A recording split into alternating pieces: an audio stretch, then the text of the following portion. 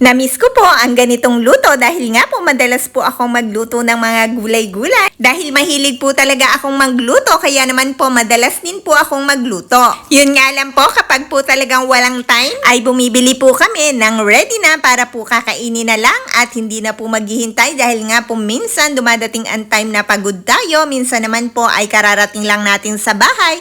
Wala na talagang time magluto at para na din po kakain na lang at hindi na po maghihintay pa. So ito po ang aming napili for today dahil nga po na-miss po namin ang ganito dahil talaga naman pong napakasarap ng inihaw na manok pati na rin po yung patatas ay inihaw din po. Kaya naman po okay na okay po yan sa mga ayaw ng mamantika. At yung iba po kapag po naluto na tsaka lang po sila naglalagay ng healthy na olive oil. At napakalasa po ng ganito dahil nga po yung katas po ng manok ay lumalasa sa patatas. Dahil nga po habang iniihaw nila karamihan po ay sinasabay na nilang ihawin yung mga patatas. Kaya po kumbaga po yung patatas po ay nagkakaroon din ng sarili niyang lasa at yun nga po yung galing sa katas ng manok. Kaya po talagang napakasarap ng patatas na ito. Malasa po talaga at malinamnam. Masarap din po yan sa kanin pero for today po hindi na po ako magkakanin. Ito po ay sapat na po sa akin.